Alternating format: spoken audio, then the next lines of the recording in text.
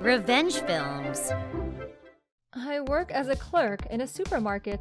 At the end of the year, during New Year's holidays, shoplifting checks become more strict because of the increase of high-value merchandise. We were still open on New Year's Eve with good security, but security contacted us to say that they caught one shoplifter and would take him to the office. Before that, an old lady had been caught shoplifting expensive fish, meat, and sushi, so everyone assumed that the old lady had been caught again, but security had brought in an old man. At that point, all the women in the office, myself included, felt a little sorry for the old man. Since the reception room was not available, and the conference room was being used by the lady from earlier, the executive director had no choice but to talk to the old man in our office with no partitions. The security guy looked a little worried and said, "It's not much, but..." and put the old man's stolen goods out on the desk. One pastry, which is even half of the regular price, and a pack of milk for perhaps a few quarters. The executive director was very surprised and said, "Hey, all of these items cost less than $3. If you give me the money now, I won't call the police." The old man looked down and put out his wallet. "I don't have any money." Hearing the old man's words, the executive director gently picked up his wallet and said, "Please, allow me to open it." Then he slowly opened it. In his wallet, there were a few coins, a couple of pennies, and a couple of dimes. It was not even $3 by any stretch of the imagination. Working in a supermarket, I see so many different types of shoplifters. Some just enjoy the thrill of it, while others are stuck in the habit of shoplifting. And even after being arrested and jailed, they return and repeat the same thing. Students shoplift like it's a game without any sense of guilt. Others, like the lady in the other room, are caught shoplifting and show no remorse. But everyone in the office, who have seen many shoplifters, knew that this old man did not fit into any of those tropes. The executive director looked distressed. Kathy, could you get coffee for me? The security guy and the old man. He spoke softly. Sure. I brewed coffee using the drip method, which I don't usually use, and prepared sugar and milk in a sugar pot and a milk pot. The chief gave me cookies, saying, "Serve him these too." And when I offered it to the old man, saying, "Here you go," he looked at me like he was in trouble.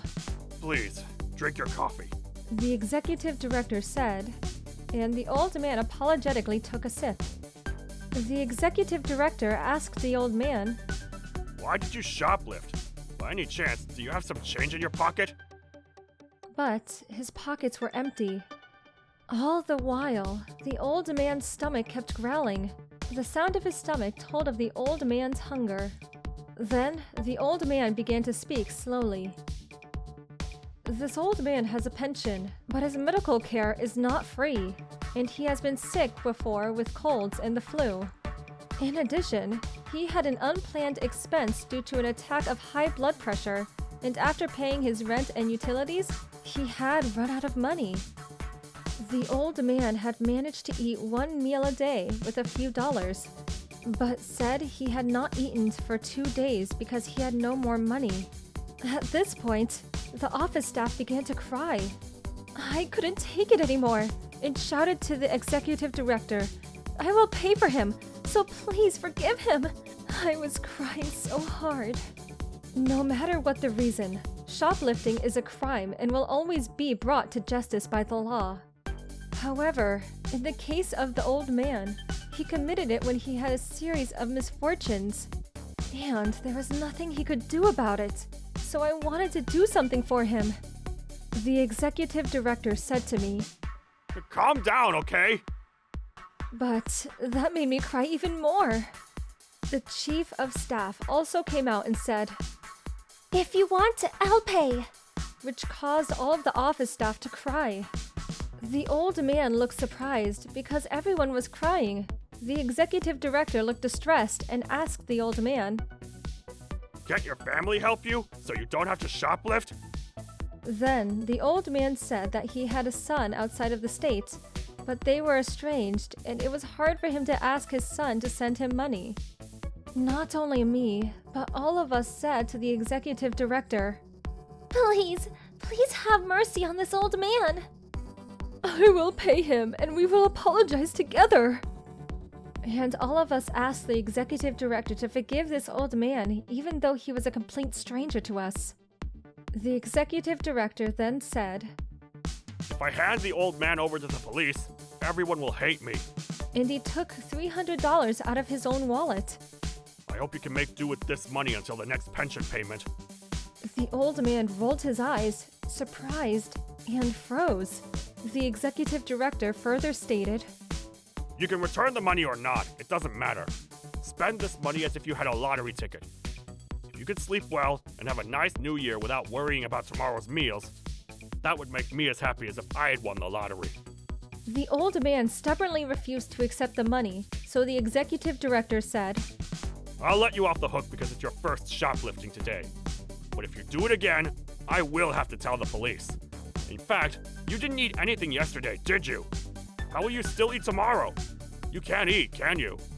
The old man was persuaded by the executive director to accept the money. Meanwhile, I took a break and went to the crowded sales area and bought a small lunchbox and set of noodles for one person. I managed to get there in time before the old man left and said, "Please eat these noodles tonight and make it through the new year.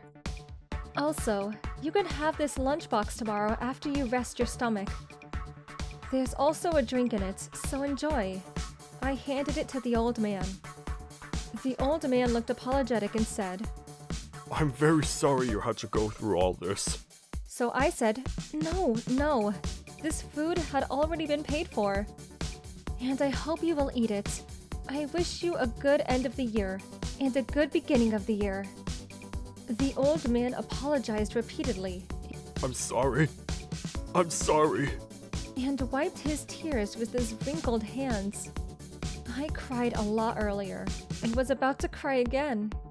The security man drove the old man home. And on New Year's Eve and New Year's Day, we clerks were very busy. Around February, the old man sent a registered cash envelope to the executive director. Apparently, the old man told his son and arranged for him to apply for a medical waiver. We all said, "We are so happy for him." The envelope contained money and a letter together. The letter said, Thank you very much for your help at that time. I received everyone's kindness and had a wonderful New Year's. I will never forget this debt of gratitude. The money the executive director gave the old man was $300, but the executive director said, I only gave him $300, but he gave me $500.